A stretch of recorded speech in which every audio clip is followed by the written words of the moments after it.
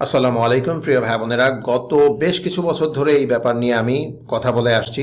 সিলেটে একবার মারাত্মক ভূমিকম্প হলো, এরপরে গত 6 মাসে এতবার বাংলাদেশে ভূমিকম্প অনুভূত হচ্ছে। এই ব্যাপারটাকে আমরা কেউ বুঝতে পারছি? অর্থাৎ কোনো একটা বড়, কোনো একটা গ্রেটার কিছু একটা যে আসতে যাচ্ছে, এটাকে আমরা ধরতে পারছি নাকি এখনো আমরা জাস্ট চোখ বন্ধ করে আছি, ঘুমিয়ে আছি? আমি আপনাদেরকে বারবারই এই ব্যাপারে সতর্ক করছি, কিন্তু সব থেকে পরিতাপের বিষয় হচ্ছে যে আমরা এই জিনিসগুলো নিয়ে কেমন যেন আসলে জাস্ট এই ঘটনা ঘটছে, 2-1 ঘন্টা আমাদের মনের ভেতর একটা ভীতি কাজ করছে, এরপরে আবার যা তাই। তো এরকম হলে তো আসলে হবে না। এই প্রিপারেশনটা আমাদের আগে থেকেই নিতে হবে। দেখেন, কোরআনে খুব স্পষ্টতভাবে মহান আল্লাহ তাআলা বলছেন যে পৃথিবীতে উনি পাহাড় রেখেছেন কেন? এই বোঝা রাখার কারণ কি? যাতে করে পৃথিবী আমাদেরকে নিয়ে হেলে দুলে না পড়ে। এই হেলে দুলে পড়া মানে কি আসলে? এই পৃথিবীর যে একটা ব্যালেন্স, ওয়েটের যে একটা ব্যালেন্স, এটা যখন ইমব্যালেন্সের দিকে চলে যায় তখনই কিন্তু আবার এটা নড়ে চড়ে বসে। এখন এই নড়ে চড়ে বসাটাকে আমরা কোনোভাবে কি আর্টিফিশিয়ালি করছি কিনা, কৃত্রিমভাবে আমাদের এটা করা হচ্ছে কিনা? আমি যদি আপনাদেরকে বলি যে বাংলাদেশের কথা যদি আপনি খেয়াল করে দেখেন, তাহলে দেখবেন যে ক্রাউডেড সিটি যেমন ঢাকা, চিটাগং এবং আরও কয়েকটা এরকম খুবই জনবহুল কিছু নগরীর কথা আমি বলতে পারি, সেখানে সারা বাংলাদেশের সকল মানুষের একীভূত হতে হচ্ছে কেন? এরপরে সেই সকল মানুষেরা যে সকল স্থাপনা তৈরি করছে, হাই রাইজ বিল্ডিংস তৈরি করছে, এইগুলোর কি একটা ওয়েট আছে না? তার মানে ওয়েট ডিস্ট্রিবিউশন কি আসলে ঠিকঠাক মতো হচ্ছে আমাদের দেশে?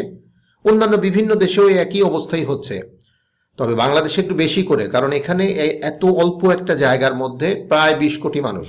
তো এই ওয়েট ডিস্ট্রিবিউশনটা আমরা নিজেরাই কিন্তু নষ্ট করে ফেলছি। অনেকে বলছেন যে ভাই আমরা পাপাচার আমাদের বেড়ে যাচ্ছে, বিভিন্ন আজাব আসতে যাচ্ছে, বাট আমরা যদি খুব সহজভাবে দেখি যে আমরা নিজেরা এই ওয়েট ব্যালেন্সটা নষ্ট করেই যে একটা পাপাচার করছি বড় ধরনের, এটা আসলে আমাদের মাথায় ঢুকছে কিনা। তো এখনই কি করা উচিত? একেবারে এটা উচিত আসলে সরকারিভাবে ডিসেন্ট্রালাইজেশনের দিকে চলে যাওয়া। অর্থাৎ শুধুমাত্র ক্যাপিটালমুখী কেন মানুষের থাকতে হবে? কেন চারিদিকে ছড়িয়ে দেওয়া হচ্ছে না সকল কিছু? আমি তো বিভিন্ন গ্রামে গঞ্জে যেয়ে দেখেছি যে সেখানে বিঘার পর বিঘা জমি পড়ে আছে, মানুষ সেখানে ইভেন ভালো মতো সেটা চাষবাসও করছে না, ইউটিলাইজ করছে না।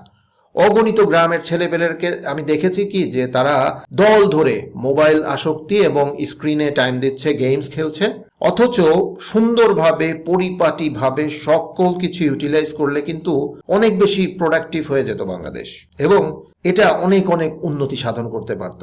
এখন দেখেন, আমরা বলছি যে মাস লেভেলে কিন্তু মানুষ এই ভূমিকম্প রিলেটেড কোনো প্রস্তুতি নিচ্ছে না। শুধু প্রস্তুতি কোনটা নিচ্ছে?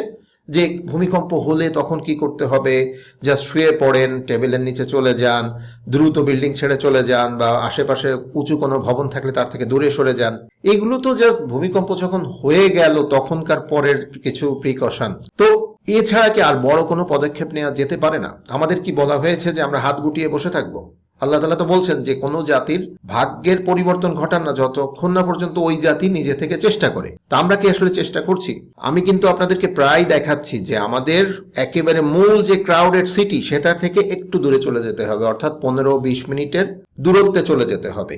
যে জায়গাগুলোতে উপশহর গড়ে ওঠে, বা যে সকল জায়গায় বেশ খানিকটা ফাঁকা জায়গা আমরা পাই, সেই সকল জায়গায় আমাদের গ্রিন লিভিং এ এখনই চিন্তা ভাবনা করতে হবে, অভ্যস্ত হতে হবে। কারণ আপনি যেটাই বলেন না কেন, এটা জাস্ট একটা ফেক অবস্থার মধ্য দিয়ে যাচ্ছেন। আপনি ভাবছেন যে আমি মনে হয় বিভিন্ন স্টোর থেকে খুব ভালো অর্গানিক খাবার দাবার খাচ্ছি, যাক আমি তো মনে হয় খুব ভালো আছি।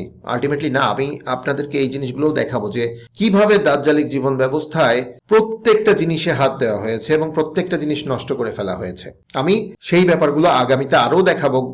গত বেশ কয়েকটা ভিডিওতে আমি দেখিয়েছি, তখন বুঝতে পারবেন যে এখন আমরা নিজের হাতে কোনো কিছু যদি তৈরি না করি, একেবারে নিজে চোখের সামনে না দেখা পর্যন্ত আমরা বুঝতে পারছি না যে আসলে কন্ট্রোলিংটা কোথায়, কিভাবে হচ্ছে।